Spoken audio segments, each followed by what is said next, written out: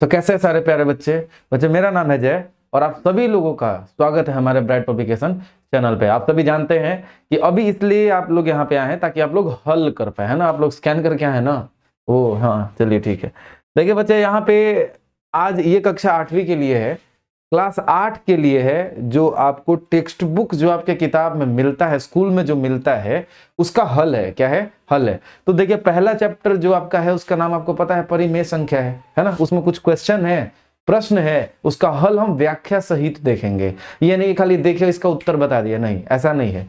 किताब में भी दिया हुआ है और आपको कैसे बताया गया है ये भी आपको बताया जाएगा यहाँ पे, ठीक है ना। चलिए, तो बच्चे देखिए, यहाँ पे आंसर में कोई गलती हो तो ये मत समझिए कि आपके किताब में गलती, किताब में गलती नहीं मिलेगी, ठीक है। आइए, तो बच्चे जो पहली बार आए हैं प्लीज चैनल को कर दीजिए सब्सक्राइब और वीडियो को कर दीजिए लाइक। आइए शुरू करते हैं। देखिए, सबसे पहले तो आप जानने का कोशिश कीजिए कि परिमेय संख्या बोलते किसको है। तो परिमेय संख्या होता क्या है, कमेंट बॉक्स में छाप दीजिए अभी के अभी। आप सभी प्यारे बच्चे 8वीं कक्षा में पढ़ते हैं, ठीक है। आप सभी बच्चों को ये पता होना चाहिए, पहला ही अध्याय है, परिमेय संख्या असल में बोलते किसको है। चलिए हम लोग उसको सीख लेंगे, पर उससे पहले हम थोड़ा समझते पूर्ण संख्या किसको कहते हैं, होल नंबर्स किसको कहते हैं।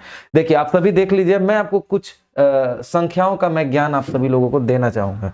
देखिए, आइए थोड़ा सा संख्या का ज्ञान ले लीजिए, उसके बाद उस पर हम लोग टपकेंगे, ठीक है। देखिए, सबसे पहले आता है पूर्ण संख्या। तो भैया ये पूर्ण संख्या क्या है? पूर्ण संख्या, एक मिनट बच्चा लोग, यहाँ पे कोई गड़बड़ है, ठीक है। पूर्ण संख्या क्या होता है? इसी को हम लोग अंग्रेजी में होल नंबर्स कहते हैं, होल नंबर्स कहते हैं, ठीक है। अब आइए देखिए, ये जो होल नंबर है ना, होल नंबर याद रखिएगा कि ये हम मानवों ने इसका डेवलपमेंट किया, मतलब आविष्कार कर दिया जीरो का। तो भाई जीरो से शुरू होता है, 1 होता है, 2 होता है, 3 होता है, 4 होता है, इस तरीके से अनंत तक, ठीक। भाई साहब, अब आता है कि प्राकृत संख्या क्या होता है। प्राकृत संख्या, देखिए, प्राकृत संख्या का मतलब होता है कि भाई साहब ये शुरू होता है 1 से, मतलब जब जीरो का आविष्कार ना हो पाए तब से, 3, 4, 5। अरे जाहिर सी बात है, जब हम जीरो का आविष्कार करेंगे तभी तो 9 के बाद 10 आएगा। अरे जीरो लगाएंगे तो तभी तो 10 आएगा, इस तरीके से। तो इसके आगे सब है, याद रखिएगा। क्या माइनस एक पूर्ण संख्या है? क्या नहीं है, ये पूर्णांक है। मतलब जीरो के इस तरफ का भी ले ले, -1, -2, -3, -4, इधर अनंत तक, माइनस अनंत तक, और यहाँ 0, 1, 2, 3, 4, 5, 6 और इधर भी अनंत तक। तो आप जरा बताइए कि ये क्या है। आप सभी समझ रहे होंगे कि भाई साहब ये पूरी की पूरी संख्या को हम पूर्णांक कहते हैं। क्या कहते हैं? पूर्णांक कहते हैं। तो सवाल ये उठता है कि सर पूर्णांक का मतलब ही यही हो गया कि वो अंक जो पूर्ण है, पूर्ण अंक जो आधा न हो, है ना, आधा न हो, है ना। ऐसा तो नहीं है ना आधा है, 1/3 है, 4/2 है, इस तरीके से। तो ये पूर्ण अंक है। कहीं भी आपको दिख रहा है क्या 2.3? मतलब इसका आपको ये पता चल गया होगा कि सर दशमलव जो है ना, दशमलव हो गया या बटा आ जाएगा, सर वो तो पूर्ण संख्या नहीं होगा। तो क्या सर ये बताइए कि सर यदि ऐसा आ गया तो क्या सर ये पूर्णांक ही होगा क्या? हमने कहा ना तो ये पूर्ण संख्या है, बटा में है, ना तो प्रकृत संख्या है, और ना ही ये आपका पूर्णांक है। तो सर ये क्या बन गया? हमने कहा अब यहाँ पे जो थियरी आता है वो परिमेय संख्या और अपरिमेय संख्या का थियरी आता है, ठीक है।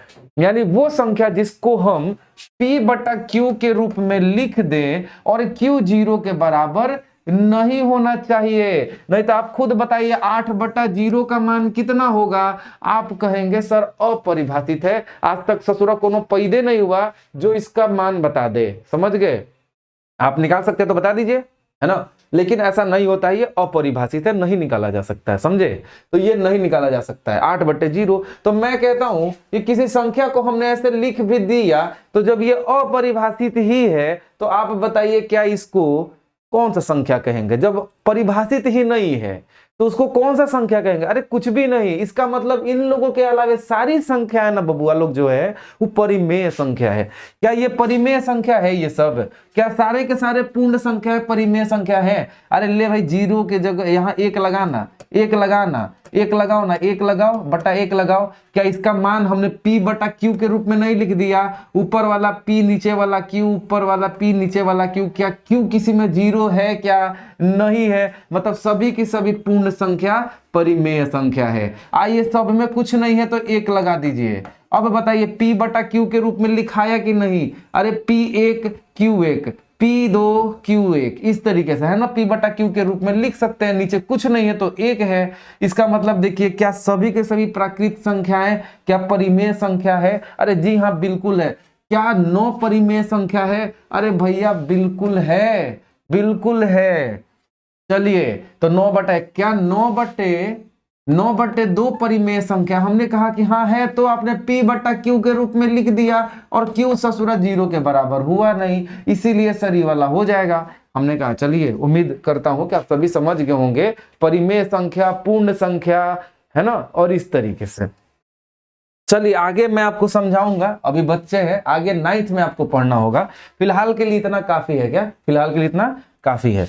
तो ये सब आप सभी समझ गए होंगे। अब इसमें कुछ नियम आपको पढ़ने हैं, साहचर्यता के नियम, है ना, योज्य प्रतिलोम, इस तरीके से करके योज्य तत्समक, है ना, गुणात्मक तत्समक, इस तरीके से आपको पढ़ने का है। चलिए आइए, तो आइए हम लोग शुरू करते हैं अपना हल। ठीक है, चलिए, आप लोगों को यदि वो ना देखना हो तो आप बढ़ा करके देख सकते हैं आगे सीधा हल। देखिए, प्रत्येक का योज्य प्रतिलोम क्या है? तो भाई साहब, योज्य प्रतिलोम किसको कहते हैं? कोई बता सकते हैं तो कमेंट बॉक्स में छाप दीजिए। देखिए, योज्य प्रतिलोम जो होता है ना बबुआ, योज्य प्रतिलोम का मतलब वह संख्या जो किसी संख्या में जोड़ देने पे उस संख्या को 0 बना दे। समझ गए? यानी कि यदि हमने आपसे पूछ दिया, ये जरा देखिए कि भाई 2 का योज्य प्रतिलोम बता दे मुझे, है ना, 2 का योज्य प्रतिलोम हमको बता दीजिए। हमने कहा भैया 2 में ऐसी वह संख्या जोड़ देने से इस पूरे को 0 के बराबर कर दे। क्या मतलब? वह संख्या, मान लेते x यदि योज्य प्रतिलोम होगा 2 का, तो ये इसमें जुड़ जाएगा तो निश्चित रूप से इसका मान घट के 0 हो जाएगा। बात को समझे? मतलब वह संख्या जिसको यदि हम किसी संख्या में जोड़ दें और उसका मान 0 कर दे, यानी उस संख्या को हम योज्य प्रतिलोम कह देंगे। उदाहरण के लिए देखिए, 2 है, 2 में हम आखिर कितना जोड़ दें कि उसका मान 0 हो जाए? और ये हमारे सभी बच्चे जानते हैं कि ये प्लस में इधर जो मान है ना उधर चला जाएगा, माइनस में हो जाएगा। इधर कुछ नहीं है तो ये +2 है, ये 2 उधर जाएगा तो माइनस में हो जाएगा। x का मान आ गया -2। और हमने x क्या माना था? अरे भैया, x जो है वो हमने योज्य प्रतिलोम माना था 2 का। और मैंने आपको बताया कि योज्य प्रतिलोम किसी संख्या की वह मान होता है जिसको उस संख्या में जोड़ देने से पूरा मान कितने का बराबर हो जाएगा, या योग कितने का बराबर हो जाएगा? 0 के बराबर हो जाएगा। तो यहां पर देखिए, यानी इस 2 का योज्य प्रतिलोम कितना हो गया बबुआ? -2। ठीक इसी प्रकार से मैं कह दूं कि भाई मेरे देख, 4 का योज्य प्रतिलोम बता दो। आप कहेंगे सर माना कि 4 का योज्य प्रतिलोम x है, इसीलिए इसको 4 में जोड़ने पे इसका मान 0 के बराबर होना चाहिए था, इसीलिए सर x का मान यहाँ पे -4 आ गया। मतलब यहाँ x क्या था? योज्य प्रतिलोम था 4 का, तभी तो इन दोनों को जोड़ने पे 0 आया है। तो सर 4 का योज्य प्रतिलोम -4 हो गया। सर तब मेरा सवाल आपसे कि बबुआ ये बता दो कि -3/2 का योज्य प्रतिलोम कितना होगा? आप कह देंगे सर इसी में x जोड़ देंगे, मतलब माना कि x -3/2 का योज्य प्रतिलोम है, इसीलिए इन दोनों का योग मिलकर के 0 के बराबर होगा। तो x का मान ये माइनस वाला उधर जाएगा तो +3/2 हो जाएगा। अच्छा बूझे, इसका योज्य प्रतिलोम कितना आया? 3/2। तो बबुआ पकड़ लीजिए एगो बात कि खाली उल्टा कर देना है। जोड़ का योज्य प्रतिलोम बोलेगा, घटाव वाला कर देंगे। मतलब यदि आपसे 3 का योज्य प्रतिलोम पूछे आप -3 कर देंगे, आपसे 4 का पूछे आप -4 कर देंगे, आपसे -3/8 का पूछे, अरे माइनस में हो, यह वाला लिख देंगे 3/8। और इसका जोड़ बना देंगे। ले, ई हो गया योज्य प्रतिलोम, ई हो गया व्याख्या सहित बनाने का, और ई हो गया आपका जल्दी बना देने का। तो क्या करेंगे, कोई भी संख्या जो भी आपका योज्य प्रतिलोम जिसका पूछेगा उसका बस क्या कर देंगे, माइनस या प्लस जो है वो बदल करके उल्टा कर देंगे। माइनस है तो प्लस कर देंगे, प्लस का माइनस कर देंगे। अब बबुआ लोग दिमाग में आ रहा है, गुना रहेगा तो क्या करेंगे सर, भाग कर देंगे का? नहीं होता है क्या? नहीं होगा। अभी देखिएगा उसका दूसरा चीज होता है, वो गुणात्मक प्रतिलोम या व्युत्क्रम, वो अलग है, तुरंत इसके बाद आएगा। समझ गए ना? अरे समझ गए तो कमेंट में छाप दीजिए कि हाँ सर समझ गए। चलिए आइए अगला प्रश्न। तो इस तरीके से अब हमारे सारे बच्चे जल्दी जल्दी सब जवाब देंगे। अब आप सभी बना देंगे। देखिए 2/3 का योज्य प्रतिलोम, अरे वह संख्या जो इसमें जोड़ देने पे पूरे का योग 0 बना दे, मतलब 2/3 का उल्टा कर देंगे ना। बताइए 2/3 का उल्टा कर देंगे कि नहीं? देखिए इसका 2/3 का उल्टा कर देंगे, ये प्लस में हो। सर ने अभी बताया योज्य प्रतिलोम निकालना है, तो 2/3 वही का वही लिख दीजिए, आगे चिन्ह देख लीजिए प्लस के है कि माइनस के है। प्लस है, ये लो माइनस। सर ये होगा योज्य प्रतिलोम किसका? सर इसका। हो गया -2/3 उत्तर हो गया। 25/9 है, तो 25/9 के लिए आप 25/9 लिख दीजिए। अब देखिए यहाँ कौन सा कुछ नहीं है, तो यहाँ कौन सा चिन्ह होगा, प्लस का, तो यहाँ कौन सा हो जाएगा, माइनस। यहाँ माइनस है, तो अब इस माइनस को प्लस, देखिए क्या है 16, इसका योज्य प्रतिलोम 16 को 16 लिख देंगे। अब माइनस को क्या बना देंगे, प्लस। -15/8 है। अच्छा सर ये माइनसवा को सर हम क्या बना देंगे, प्लस बना देंगे। सर ये हो गया, यानी कि और ऊपर से वही का वही रह गया।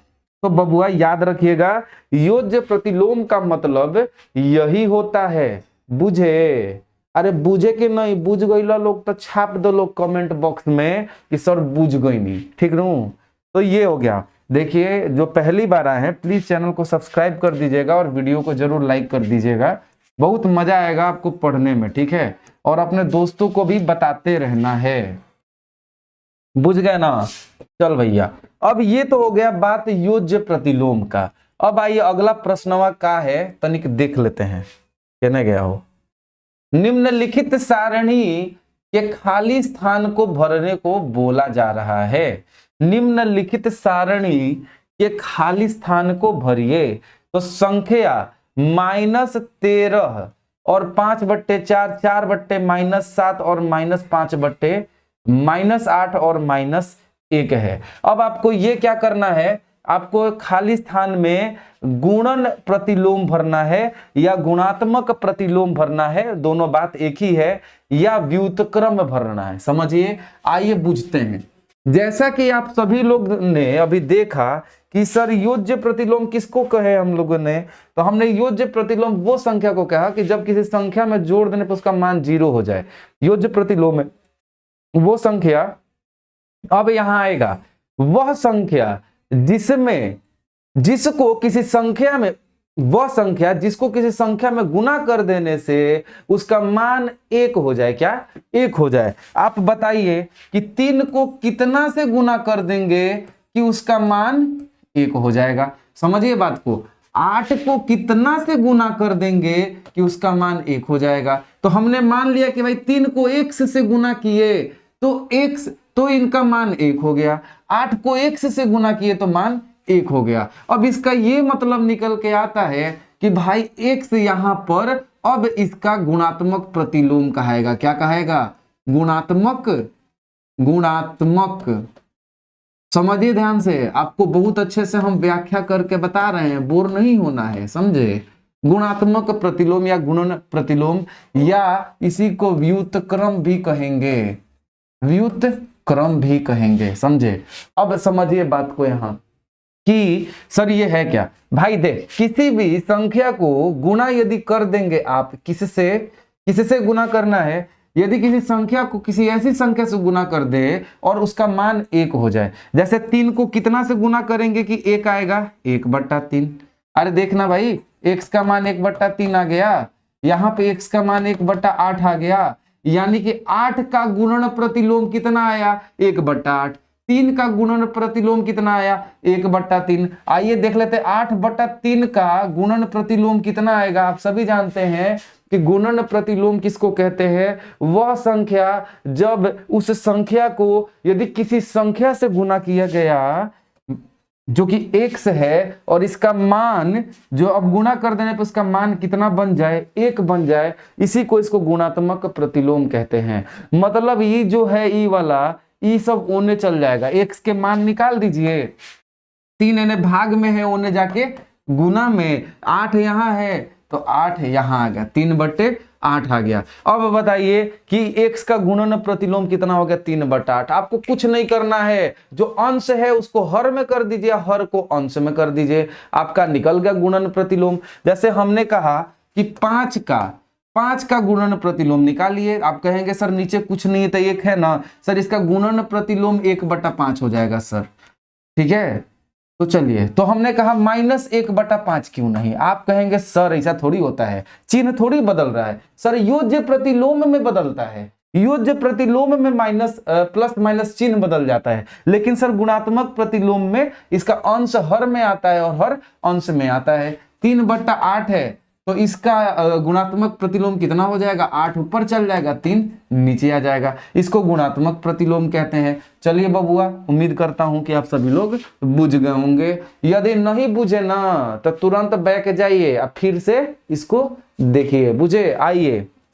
अब देखिए यहां पे आपको देखना का है -13 का गुणन प्रतिलोम। हमने कहा कुछ नहीं है तो भाई साहब नीचे 1 लिख लो। अब क्या करना है, इसका उल्टा, अंश में 13 है, -13 हर में 1 है, तो भाई साहब इसको अब हम लोगों को क्या करना है, जो 1 हर में है इसको अंश में कर देंगे और भैया जो अंश में है उसको हर में कर देंगे। देखिए यहाँ पे लिखाया हुआ है, बात है ना।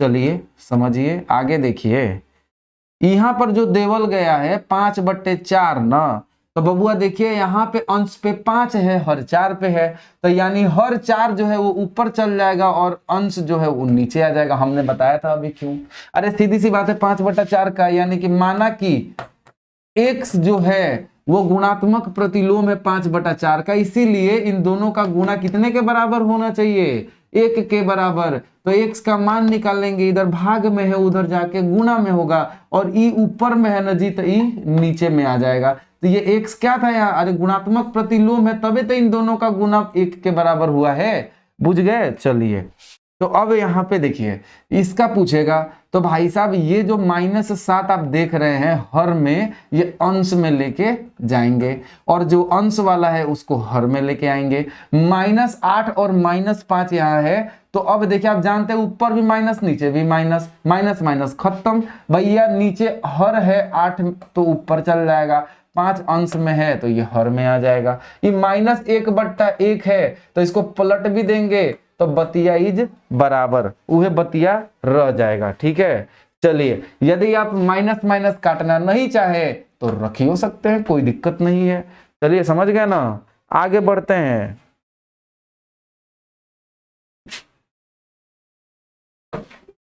चलिए उचित गुणधर्मों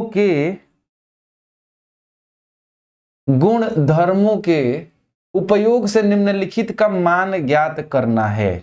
आइए इसका मान ज्ञात करना है बबुआ, और हम ऐसा उम्मीद करते हैं कि हमारा सारा बबुआ लोग बना लिया होगा। यदि फिर भी नहीं बना है आइए समझ लीजिए, इसको देखिएगा प्लस और माइनस का चिन्ह एक साथ आ जाए तब ऐसे कंडीशन में हम क्या करेंगे।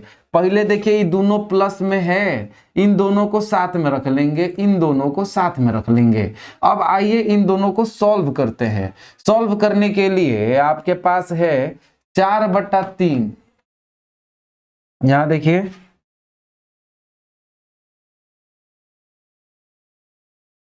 यहां पे देखिए ई का है 4/3 और 3/5 है। तो हम क्या करते हैं भाई, बटा के जोड़ लेके बनाते हैं।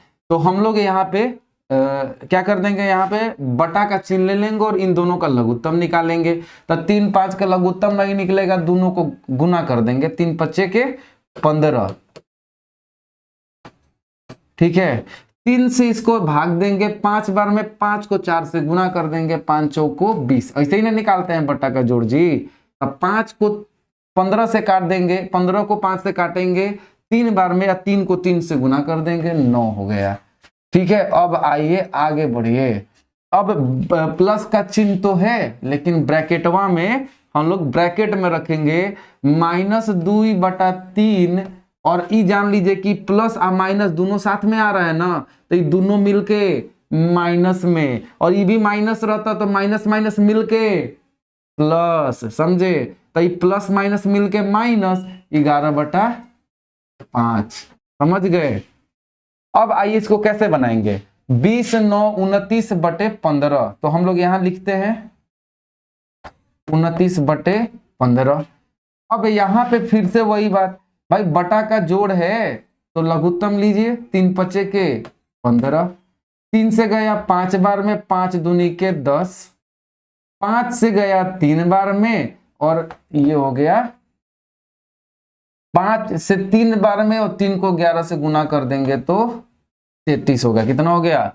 3 पचे 15, 5 दूनी 10, और इस तरीके से। अब आइए, आप जानते हैं कि भाई माइनस माइनस मिल के अब क्या होगा, माइनस माइनस मिल के जुड़ जाता है, लेकिन चिन्ह माइनस का रहता है। क्या चिन्ह? माइनस का रहता है। आइए जरा यहाँ देखिए, इसको हम सॉल्व करेंगे तो ये 29/15 वही का वही रह जाएगा, और भाई साहब भी प्लस का प्लस, और ये देखिए माइनस और माइनस मिलके प्लस 33 और 10 43, और यहाँ पे रह जाएगा 15, लेकिन ई रहेगा माइनस में। क्या रहेगा? माइनस में रहेगा। अब 15 का 15, नीचे देखिए आधार सेम हो गया ना, दोनों का हर सेम है, तो यहाँ पे हम क्या लिखेंगे, बटा में यहाँ 15, और ऊपर में ये प्लस माइनस ही ब्रैकेट हट जाएगा, तब ये प्लस माइनस मिलके माइनस का चिन्ह आ जाएगा बीच में, और भाई साहब यहाँ है 29 और इधर है 43। अब 29 और 43 इसको सॉल्व करेंगे, बड़ा कौन सा है? 43, लेकिन इसके आगे कुछ नहीं है, प्लस है, प्लस माइनस मिलके घटता है, 43 में से 29 जाएगा तो 14 बचेगा। कितना बचेगा? 14 बचेगा। यहाँ पे मैं लिख देता हूं कि भाई साहब 14 बचेगा। ठीक है, 29 4 10 43, लेकिन चिन्ह माइनस का हो जाएगा, और नीचे बटा में क्या हो जाएगा? 15। उत्तर का आ गया -14/15। चलिए, तो उम्मीद करता हूं आप सभी समझ रहे होंगे। मैं जानबूझ के धीरे धीरे बता रहा हूं ताकि आप सभी लोगों को समझ में आए। एक भी बच्चा ऐसा नहीं होना चाहिए जिसको समझ में नहीं आए, ठीक है? इसीलिए चलिए आगे बढ़िए। देखिए बच्चे, जो पहली बार आ रहे हैं प्लीज चैनल को सब्सक्राइब कर दीजिएगा, वीडियो को जरूर लाइक कर दीजिएगा। सब्सक्राइब करने आता है आप लोगों को? नहीं आता है? देखिए नीचे वे जहां वीडियो देख रहे होंगे ना, उसको बड़ा नहीं करिए, उसको छोटा करिए, और नीचे में देखिए लिखल होगा लाल रंग से सब्सक्राइब, उसको टिप दीजिए। अब बगल में अब घंटी बन गया होगा, घंटिया को दबाइए, अब बगल में ALL लिखल होगा ऑल, वो भी क्लिक कर दीजिए। हो गया सब्सक्राइब। चलिए, तो अब देखिए 5/18 को -7/72 के व्युत्क्रम से गुणा कीजिए। अब आइए आप जान लीजिए एक बात, हमने आपको बताया था व्युत्क्रम या गुणात्मक प्रतिलोम दोनों एक ही चीजें हैं। आइए समझते हैं हम। देखिए, गुणात्मक प्रतिलोम का मतलब ये है, देखिए गुणात्मक प्रतिलोम का मतलब थोड़ा हम समझते हैं फिर से। 3/8 है, यानी गुणात्मक प्रतिलोम या व्युत्क्रम वह संख्या होता है जो इसके साथ गुना कर देने पे उसका मान 1 हो जाता है। आइए यहाँ पे, तो इस तरीके से, तो भाई इसमें कितना गुना कर देंगे? 8/3 गुना करेंगे ना, तब ना 8 से 8 कट गया, 3 से 3 कट गया, तब ना मान इसका 1 आएगा। तो वही चीज है। तो यहाँ 7/72 के व्युत्क्रम से 5/18 को गुना करना है। अरे यही तो क्वेश्चन है, क्यों? बात है ना। आइए अब यहाँ पे हम ये करते हैं कि देखिए 5/18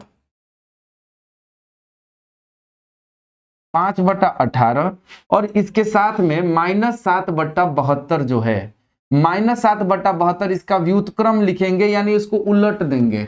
इसका व्युत्क्रम का मतलब -7/72 है, तो अभी 72/-7 हो जाएगा। तो ये हो गया 72/-7। ठीक है, 18 से गया ये कितने बार में? 4 बार में। अब देखिए 5 चौको 20, 5 चौको 20/-7, तो ये हो गया आपका उत्तर। ठीक है, तो इसी को -20/7 भी कह सकते हैं, या इसी को -20/7 ऐसे भी लिख सकते हैं।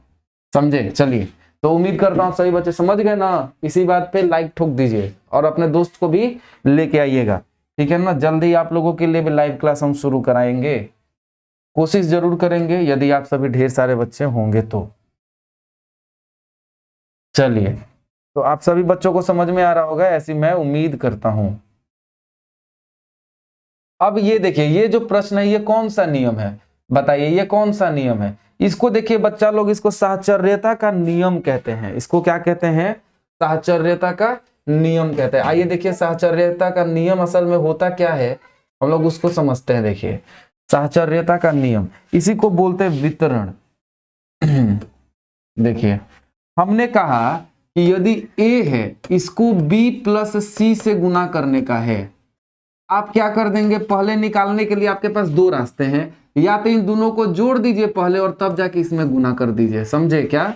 या तो इन दोनों को जोड़ दीजिए पहले और तब जाके इसमें गुना करिए। दूसरा रास्ता है कि पहले इसको इससे गुना करिए, a को b से गुना करिए और तब जाकर के a को c से गुना करिए, a को c से गुना करिए और दोनों को जोड़ दीजिए। क्या कर दीजिए? और ये जो नियम है तो भी उत्तरवा इसी के बराबर आएगा। क्या? तो भी इसके उत्तर इसी के बराबर आएगा। और इस पूरे नियम को हम साहचर्यता के नियम के नाम से जानते हैं। साहचर्यता के नियम के नाम से हम इसको जानते हैं। चलिए, उम्मीद करता हूं कि आप सभी समझ गए होंगे। आइए, बहुत ही आसान है, ठीक है, समझना कोई मुश्किल काम नहीं है। यहां पे जरा देखिए, तो यहाँ पे क्या वैसा ही किया गया है क्या, कि यहां पर जो आपको दिख रहा है, जरा ध्यान से देखिए, यहाँ -1/3 है, 1/2 जोड़ 1/4 है। या तो उत्तर निकालने के लिए इन दोनों को पहले जोड़ करके जो मान आ जाएगा उसको इससे गुना कर दीजिए। लेकिन यहाँ पे आपको मान निकालना नहीं है, यहाँ ये अपने से किया है। पहले इसको क्या इससे गुना किया है क्या? देखिए, तो -1/3 को 1/2 से गुना किया है क्या? फिर जाके -1/3 को इससे गुना किया है क्या? तो देखिए, -1/3 1/4 से गुना किया है क्या? और अंत में इन दोनों को जोड़ दिया नहीं गया है क्या? बताइए जरा।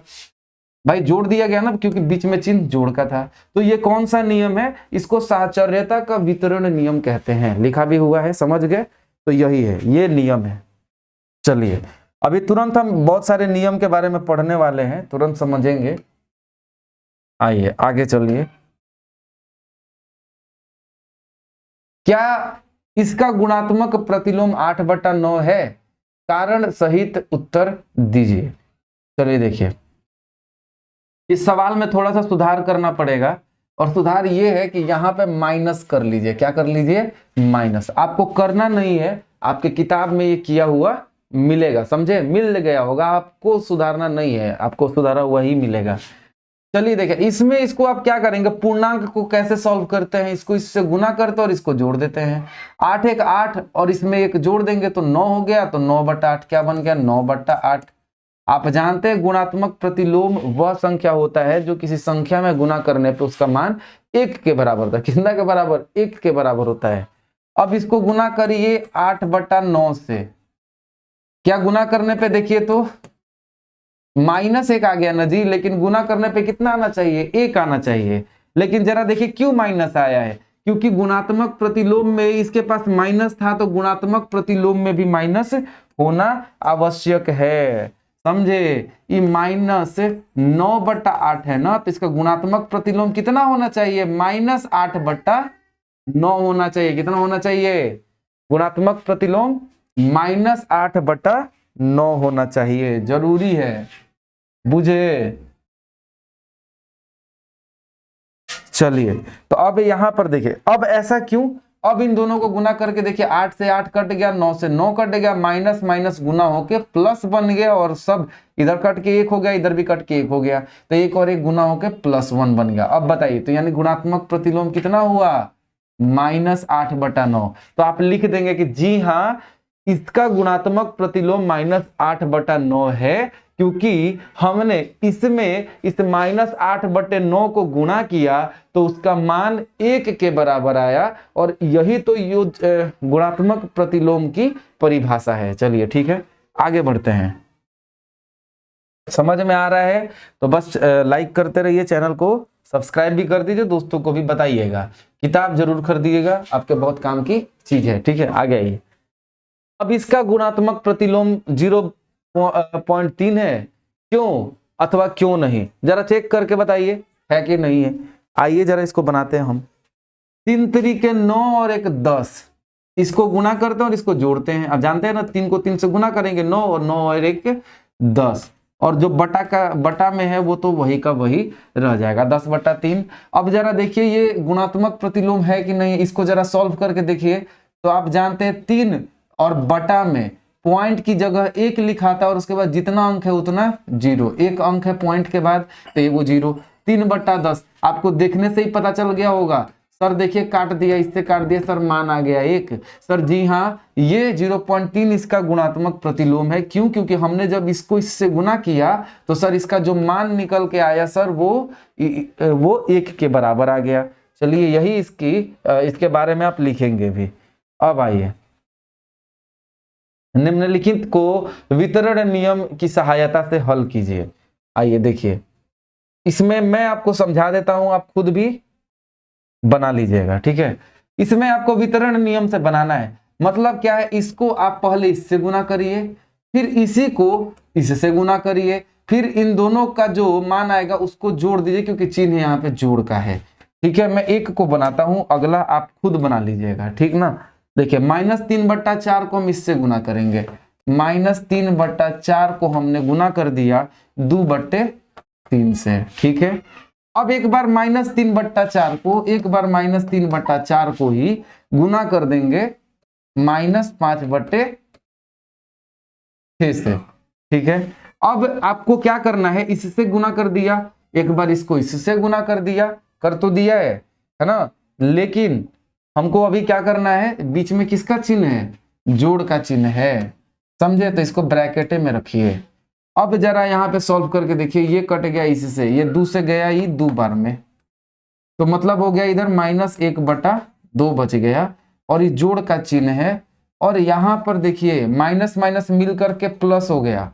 ठीक है, और यहाँ पर 3 से गया ही 2 बार में, 3 से गया ही 2 बार में, ऊपर में हो गया 5/4 दूनी के 8। ठीक है, अब देखिए क्योंकि ये माइनस माइनस मिलके यहाँ पे प्लस हो गया है ना, तो अब कोई फर्क नहीं पड़ता, तो अब ब्रैकेट रखने का भी कोई मतलब नहीं है, और ये प्लस रखने का भी कोई मतलब नहीं है। चलिए इसको भी थोड़ा छोटा बनाते हैं, ज्यादा बड़ा बन गया है। अब देखिए, अब आप जानते हैं यहाँ बनाने के लिए आपको क्या करना पड़ेगा, लघुत्तम लेना पड़ेगा। लघुत्तम कितना हो जाएगा, 8 हो जाएगा। 2 से 8 को काटेंगे 4 बार में जाएगा, लेकिन 2 से 4 और इसको -1 से गुना करेंगे -4 आएगा। 8 को 8 से गुना करेंगे 1, और 1 को 5 में गुना करेंगे 5 आएगा।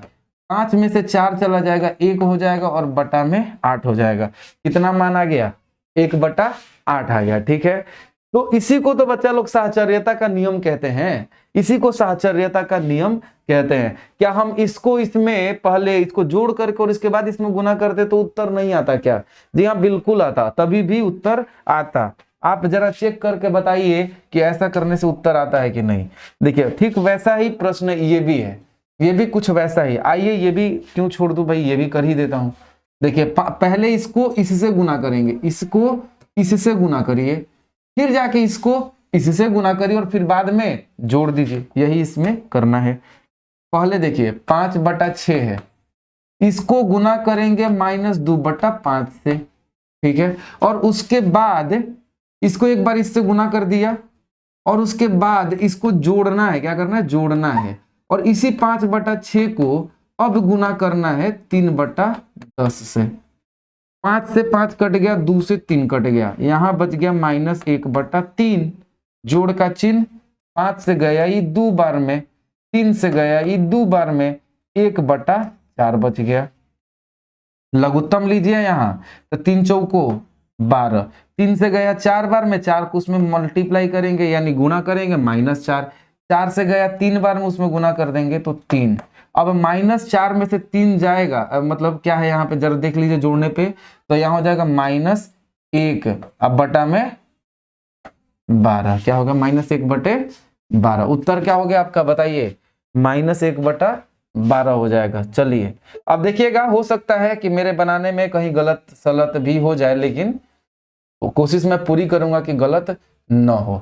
आइए जरा हम समझते हैं। आपको यहाँ पे मिलान करना है, अ को बी से, अ को ब से मिलाने का है। उधर अ है, इधर ब है। तो अब नियम आपको देखना है और उसको बताना है, ठीक है। सबसे पहला जो देखिए, यहाँ पे 2 पेज में है, इसीलिए यहाँ पे मिलाना सबको अच्छे से मुमकिन नहीं हो पाएगा। तो आपकी किताब में है, मैं आपको समझा देता हूं। आइए जल्दी से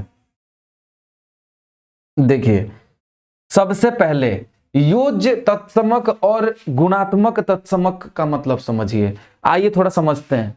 देखिए बबुआ लोग, योज्य तत्समक का मतलब होता है कि वह संख्या जिससे किसी संख्या को, योज्य का मतलब जोड़ होता है, गुणात्मक का मतलब गुणा। देखिए, वह संख्या जिसको किसी संख्या में हम जोड़ भी दें तो उसका मान में कोई परिवर्तन ना हो, उसको योज्य तत्समक कहेंगे। उदाहरण के लिए मैं कह दूं, 5 के साथ योज्य तत्समक क्या होगा, यानी कि वह संख्या जिसको इसमें जोड़ दे तो भी इसके मान में कोई परिवर्तन नहीं हो। मतलब क्या हो जाएगा बताइए, 5 का 5 ही रह जाए, 8 में 0 जोड़ दे तो भी इसका मान 8 ही रह जाएगा, 9 में 0 जोड़ दे तो भी इसका मान 9 ही रह जाएगा। तो यानी 0 क्या है, ये योज्य तत्समक है, और इस पूरे को हम योज्य तत्समक कहेंगे। समझ गए? अच्छा, अब मैं कह दूं कि गुणात्मक तत्समक क्या है। अब जाहिर सी बात है कि वह संख्या जिसमें किसी संख्या को गुणा भी कर दे तो भी उसके मान में कोई परिवर्तन न हो, वो डायरेक्ट क्या हो जाए बताइए। यानी कि वह संख्या जिसको किसी संख्या से गुणा भी कर दे तो भी उसके मान में कोई भी परिवर्तन नहीं हो, उसको गुणात्मक तत्समक कहेंगे। उदाहरण के लिए आप बताइए, कमेंट में लिख कर भी बताइए कि कौन सी ऐसी संख्या जब जिसको किसी संख्या से गुणा भी कर दे तो भी उसके मान में कोई भी परिवर्तन नहीं होती है। जल्दी बताइए, क्या वो 1 है क्या? अरे 2 को 1 से गुना करते हैं तो कितना होता है 2। 8 को 1 से गुना करते हैं कितना होता है 8। 9 को 1 से गुना करेंगे कितना होगा 9, -1 को गुना करेंगे 1 से -1, -8 को गुना करेंगे 1 से तो -8, यानी बतिया तो वही रह गया ना। तो यही चीज है, यही चीज है। तो इसको कह देंगे हम योज्य तत्समक, यानी कि किसी संख्या को किसी संख्या में जोड़ने पे उसके मान में कोई परिवर्तन ना हो तो उसको योज्य तत्समक करेंगे, ठीक है। नामी है योग, यानी किसी संख्या का किसी संख्या में योग करने पर भी उसके मान में कोई परिवर्तन न हो जाए तो जाकर के उस संख्या को या उसको हम योज्य तत्समक कहेंगे। योज्य तत्समक क्या है 0 है। चलिए, गुणात्मक तत्समक मतलब 8 को हम 1 से गुना करेंगे तो मान इसका 8 आ जाएगा। मतलब गुणात्मक तत्समक का मतलब बुझ गए कि वह संख्या जो किसी संख्या में गुना भी कर देने पे वही का वही मान भी रह जाए। -9 को हम 1 से गुना भी कर देंगे तो -9 ही इसका मान भी रह जाएगा, समझे? तो यही है। चलिए, तो ये हो गया, तो गुणात्मक तत्समक हो गया। आइए तो पहले हम इसका मिलान कर लेते हैं, योज्य तत्समक और गुणात्मक तत्समक का मिलान हम कर लेते हैं। योज्य तत्समक का मतलब वह संख्या जिसमें हमको 0 जोड़ा हुआ दिखेगा और वही का वही मान रह जाएगा, तो वो योज्य तत्समक होगा। आइए देखिए तो कहीं है का, देखिए तो कहीं पे है, कहीं पे देखिए, किसी को किसी से जोड़ने पे देखिए, -5/4 को 0 से जोड़ा गया तो मान उसका -5/4 रहेगा। इसका मतलब ये क्या है, ये कौन सा नियम है, कमेंट में छाप दीजिए। अरे भैया यही तो योज्य तत्समक है, अभी तो बताया वो संख्या जिसके साथ जोड़ेंगे तो उसका मान वही का वही रह जाए। चलिए अब इसी लगे हाथों आप वो भी ढूंढ लीजिए, गुणात्मक तत्समक मतलब वह संख्या जिसको किसी संख्या में गुणा भी कर दे तो उसके मान में कोई भी परिवर्तन नहीं हो। तो मतलब -8/3 में 1 गुना कर दिए तो भी उसका मान -8/3 ही रह गया। यानी कि ये इसका कौन सा तत्समक हो गया, ये गुणात्मक तत्समक आपका हो गया। चलिए ठीक है, अब आइए, अब एक होता है आपका, हम लोग लाइन वाइज सीखेंगे। अब जरा आइए, एक होता है आपका क्रम विनिमयता का नियम, ठीक है ना, क्रम विनिमयता का नियम। आप खुद जरा ये बताइए, आप खुद सोच के जरा ये बताइए कि 2 और 3 को हम जोड़ते हैं तो मान 2 और 5 को हम जोड़ते हैं तो मान 7 आएगा। अब 5 और 2 को हम जोड़ेंगे तो इसका मान कितना आएगा बताइए जरा। अरे सोचिए ना, तो भी तो मान 7 ही आ रहा है।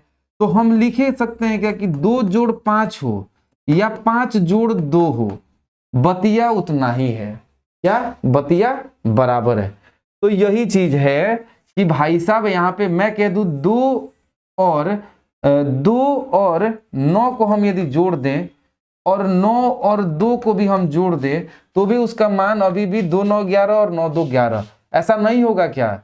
तो बबुआ इसको हम कहते हैं, जोड़ है ना, यानी योग का क्रम विनिमय या योग का क्रम विनिमयता।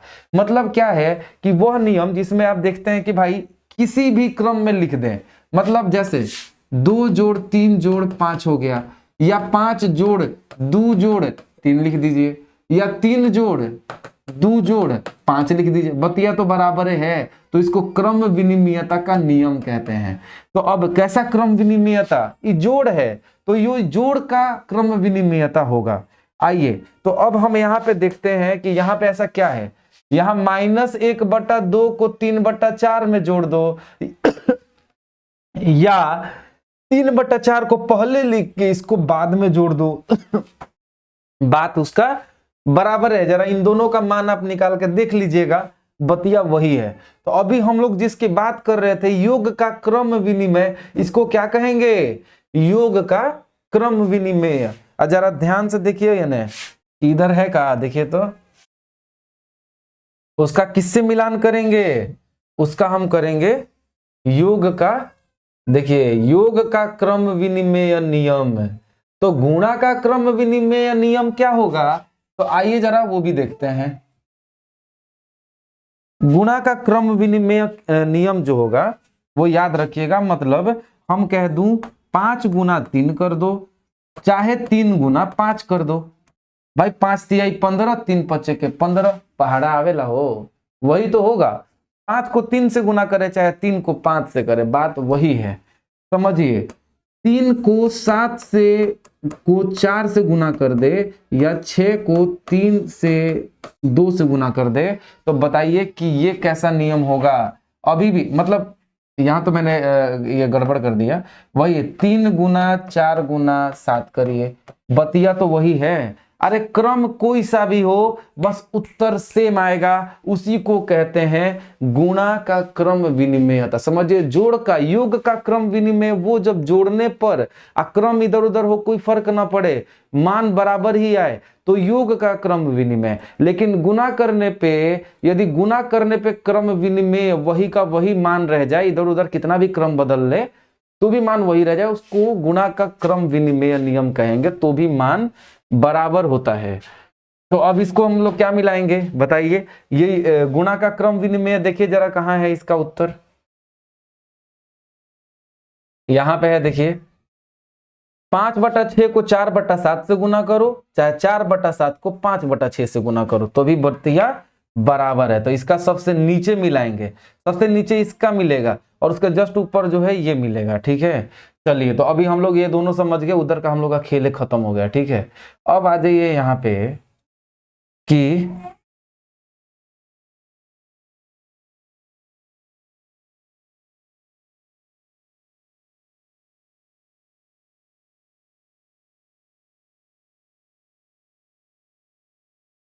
चलिए अब हम लोग थोड़ा समवर्क नियम समझ लेते हैं। देखिए समवर्क नियम वो होता है, समवृत भी कहते हैं इसी को, समवर्क भी कहते हैं। मतलब वह संख्या, जैसे मैं कहता हूं कि 2 पूर्णांक संख्याओं का योग पूर्णांक होता है, समझ रहे हैं, और 2 परिमेय संख्याओं का योग परिमेय संख्या होता है, बात है ना। 2 अपरिमेय संख्याओं का योग भी अपरिमेय संख्या होता है, ठीक है ना। तो ये बात है, तो यही चीज है, इसी को मतलब अब देखिए यहाँ पर देखिए 2 परिमेय संख्या है, 1/4 परिमेय संख्या है, 3/8 भी परिमेय संख्या है, और इन दोनों को जोड़ देने पर 5/8 है जो खुद एक परिमेय संख्या है। तो ये कौन सा नियम हो गया? ये समवर्क नियम हो गया। चलिए ठीक है, आगे आइए। गुणा का साहचर्य नियम। गुणा का साहचर्य नियम ये होता है, देखिए अभी हम लोगों ने पढ़ा भी था कि भाई देख, गुणा का साहचर्य नियम का मतलब ये होता है कि जैसे देखिए मैं यहां लिख देता हूं,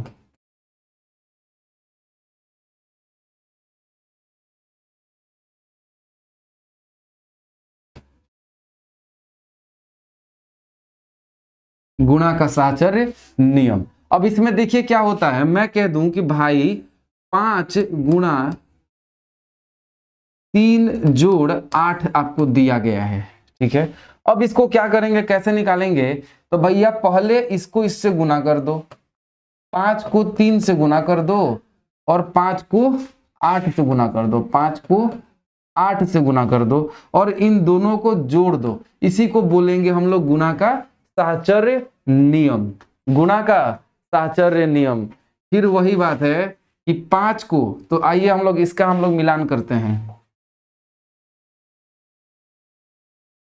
तो इसका मिलान भी कर लीजिए यहाँ पे। तो देखिए गुणा का साहचर्य नियम देखिए यहाँ पे कौन सा है,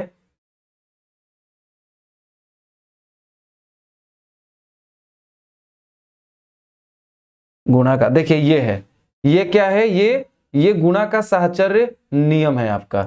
इसको गुणा का साहचर्य, देखिए इसको पहले इससे गुना किया, फिर इसको इससे गुना किया और दोनों को जोड़ दिया। चलिए तो ये हो गया आपका समवरक नियम हो गया आपका। और उसके बाद अब आइए यहाँ पे योज्य प्रतिलोम देखते हैं।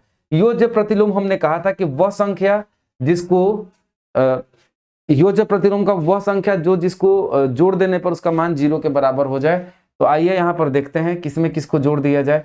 -7/4 में 7/4 को जोड़ दिएगा, उसका मान 0 हो गया। योज्य प्रतिलोम हुआ कि नहीं हुआ, इसके जस्ट उल्टा से अब इसी बात पे आता है गुणात्मक प्रतिलोम। तो ये 5/3 को 3/5 से गुना करने पे मान इसका 1 आ गया, मतलब इसका प्रतिलोम 3/5 है। तो ये आपका गुणात्मक प्रतिलोम हो जाएगा। लीजिए गुणात्मक प्रतिलोम यहाँ पे आ गया। चलिए अब आइए यहाँ पे योग का साहचर्य नियम, ठीक है ना, योग का साहचर्य नियम। एक मिनट, जी हाँ, देखिए ये है योग का साहचर्य नियम। हमने अभी जो बताया था वो, सॉरी मैंने गुणा का शायद साहचर्य नियम बता दिया, ये योग का साहचर्य नियम है, ठीक है ना। चलिए तो अब आइए यहाँ पे गुणा का क्रम विनिमेय नियम अभी हम लोगों ने देख लिया था, योग का क्रम विनिमेय नियम भी हमने अभी देखा था, ठीक है ना। तो चलिए यहाँ पर अब हम लोगों का काम हो गया समाप्त। जी हाँ,